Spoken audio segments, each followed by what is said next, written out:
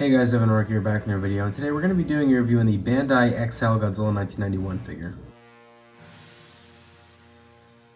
So before I get into the pros of this guy, I just want to say that this is the older 1991 Godzilla figure. They never had a 1991 Godzilla figure until recently. That was 6 inches. The reason why this stands out is because they don't make many Bandai Godzilla figures that are 8 inches, but this one is. This is an 8-inch Godzilla figure.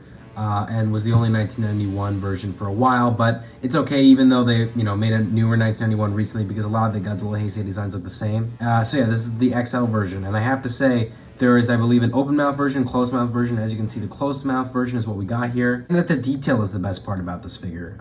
Like most Godzilla designs, most of the figures made of them are, fairly accurate. I like the scales that we have all across the body here, especially on the hands and the feet. Facial detail, I think, would have been a better mold if it was on a 1989 Godzilla, because I find that the 1989 Godzilla had a more smushed face, but I guess this works for 1991 as well and is also pretty accurate. Of course, good detail on the spines here that go all up against the tail and start on the top of his head here. And yeah, let's get into the next thing about this figure.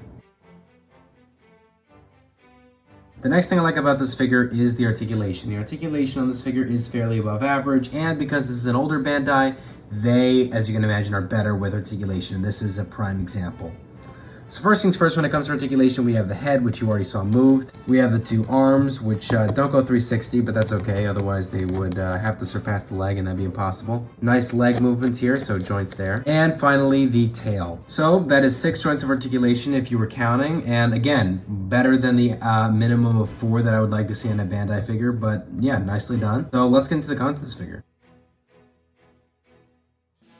So when it comes to the cons of this figure, given that this is a vintage figure, there are quite a few cons that I would like to list off. So the first major con is the paint job. And I know that I didn't list that as a pro, and that's because the paint job on this figure is not very good, as is the case with most vintage figures. First things first, the spines do not have a nice shading from the rest of the black. Usually the spines are just, a more purely gray and silver than they are from the rest of the more black paint of the body.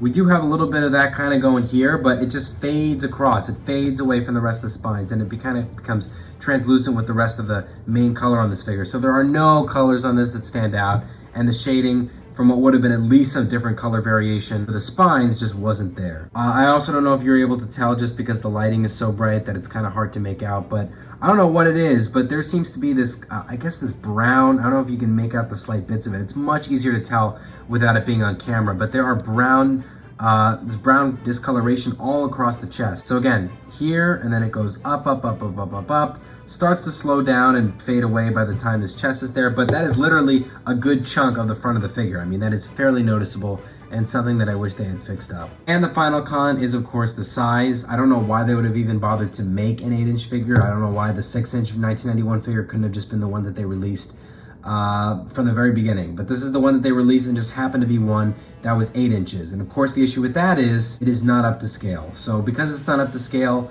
you can imagine that it gets pretty annoying for anyone who wants to use this figure in a short battle or photography or whatnot.